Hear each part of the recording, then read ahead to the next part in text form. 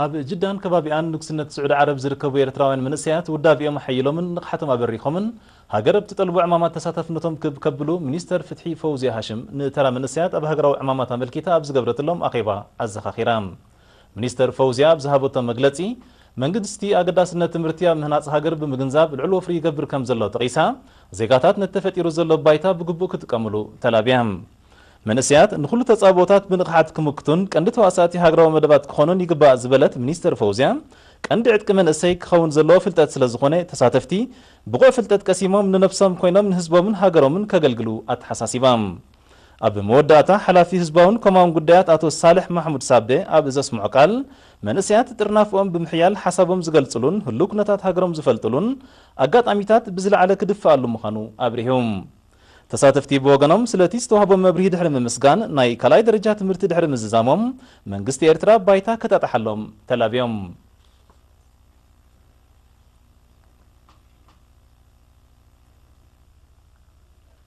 ሚኒስትሪ ዜና ከም መቐጸልታ ናይቲ ብቕዓትን ክእለትን ዓቕሚ ሰቡ ክብ ንምባል ከካይዶ ዝጸንሐ ስልጠናታት ንኣስታት ሓደ ወርሒ ብደረቕን ተንቀሳቓሲ ስእልን ከሰልጥኖም ዝጸንሐ መንእሰያት ሎሚ ኣመሪቕሎ ሙሉእ ትሕዝቱ ሃፍቶም ፍረዝጊ ኣዳልይወሎ ብርሃን عند مسكل كأربايوم ሚኒስትሪ ዜና ንኣስታት ሓደ ወርሒ ብኣወሳስዳ ደረቕን ተንቀሳቐስን ስእሊ ብክለስ ሓሳብን ግብርን ከሰልጥኖም ዝጸንሐ 11 ደቂ ኣንስትዮ ዝርከብኦም 21 መንእሰያት ብ5 ሕዳር ኣብ ቀጽርቲ ሚኒስትሪ ኣብ ዝርከብ ኣዳራሽ ሃገር ሚድያ ኣመሪቑ ዋና ዳይሬክተር ክፍሊ ሬድዮ ኣቶ ግርማይ በርሀ ኣብ ዘስምዖ ቃል እቲ ስልጠና ኣካል ናይቲ ሚኒስትሪ ዜና መንእሰያት ሙያዊ ክእለትን ብቕዓትን ንኽዓጥቁ ዘካይዶ ንጥፈታት ከም ዝኾነ ጠቒሱ ብቐንዱ ድማ ብተመክሮን ዓቕምን ዝበሰሉ ኣባላት ሚኒስትሪ ዜና ንሓደስቲ ብፆቶም ፍልጠቶም ብምውራስ ተኻየደ ብምዃኑ ልዑል ብልጫ ከም ዝነበሮ ብምሕባር ሰልጠንቲ ቀሲሞሞ ንዘለዎ ፍልጠት ብስራሕ ብምምዕባል ብቕዓቶም ክዕብዩ ትፅቢት ከም ዝግበረሎም ኣዘኻኺሩ ዳይሬክተር ጨንፈር ምምዕባል ዓቕሚ ሰብ ሚኒስትሪ ዜና ኣቶ ስብሃቱ ክፍለ ብወገኑ ንተገዳስነት ሰልጠንቲ ኣብ እዋን ስልጠና ብምድናቕ ምስልጣን ዓቕሚ ሰብ ይጽንሐለይ ዘይበሃል መሰረተ ምዕባለ ብምዃኑ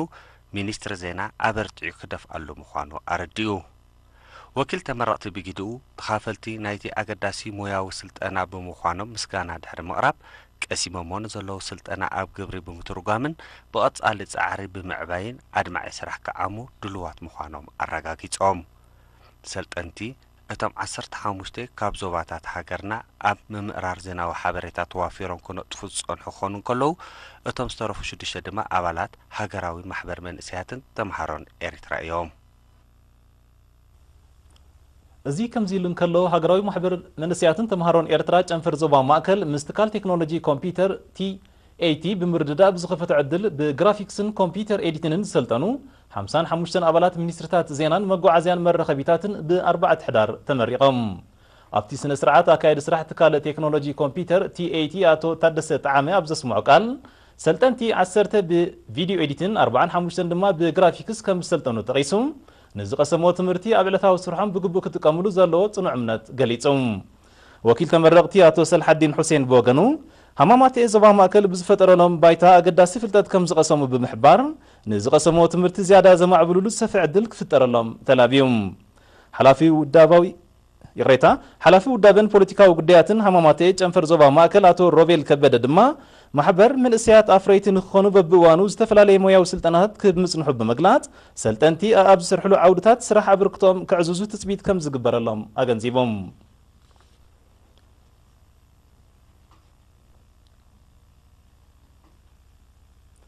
ኣብ ንዞባ ሓጋዝ ጎዳእቲ ልምድታት ንምውጋድ ዝካየድ ጻዕርታት ብሰፊሑ ክድፍኣሉ ምዃኑ ብ27 ጥቅምቲ ኣብ ከተማ ሓጋዝ ኣብ ዝተቓንዐ ኣኼባ ተገሊጹ ኣብቲ መራሕቲ ሃይማኖት ሓለፍቲ ጨናፍር ሚኒስትርታት ኣባላት ባይቶ ህግደፍ ፖሊስን ሃገራውያን ማሕበራትን ዝተሳተፈዎ ርክብ መርዓ ትሕቲ ዕድመን ምክንሻፍ ጓል ኣንስተይትን ንምክትታል ዝቖመት ኮሚቴ ዝሓለፈ ዓመታት ኣብቲ ንዞባ ዝምስገን ዕማማት ከተካይድ እኳ እንተጸንሐት ንጥፈታታ ብዝተፈላለየ ጸገማት ብምቁራጹ ደግሲ ከም እተራየ ክግለጽ እንከሎ ኣብ መጻኢ ብሓያል ውዳበን እጥፈታታ ክትቅጽል ስለ ዝኾነት ተራ መራሕቲ ሃይማኖትን ዝምልከተን ኣካላት መንግስትን ክዓዝዝ ጻውዒት ቀሪቦም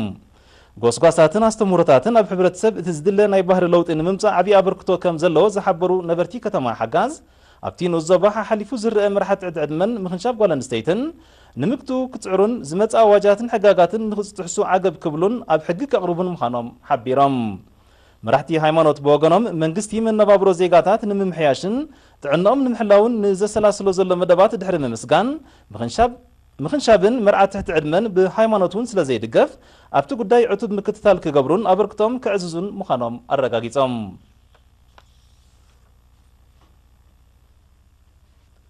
أب فلوريدا حبرات منقستات أمريكا إرتراوان نبرتي تامبو أب تا كتما أب زكايد عمتاو فيستيفال مسبهلن لمدن هاجروم زلا لمريت كم زغربو كابتي بوتاز بتحن حبريتا أرديوم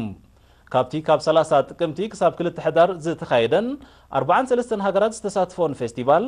توم زيكاتات ناك أمامتان تسقاتاتن هاجروم نجوا بهلي ألباساتن تليتاتن حبرات سبم زلالي كمون حزب إرترا زونو بزحنتن أبو زلو سنيتن حدنتن زن صبارق زت فلالي مريتات أغريبوم أبت فيستيفال عبيتن أشتون إرتراوان بانديرا هاجروم النامبلبلون ببهلاو زيماتات حبرت سبا من ناتلهايون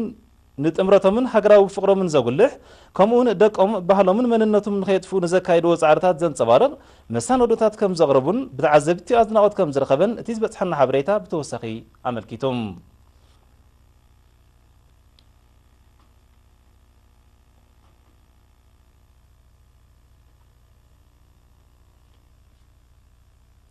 هماد جنفر نروي فتحي فنوتنا معرنت معرفنا ابتحت زبل تيما بحد حدار مبل 35 عمت من مسرات هاجراوي محبر دق انستي إرترا صنبيلوم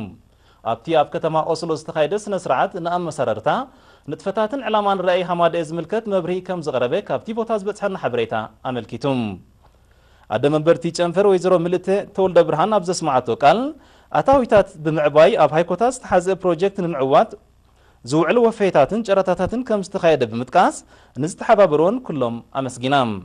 ازي كم زيلون كلهم نوسان جنافر ستافانغرن ترودهايمن ن22 حدار نوسان جنافر برغنن كريستانسن دما ن29 حدار تماساسل صنبل ككايدو مدلات يغبرو كم زلو اتيز بتحن حبريتا بتوسخي املكيتم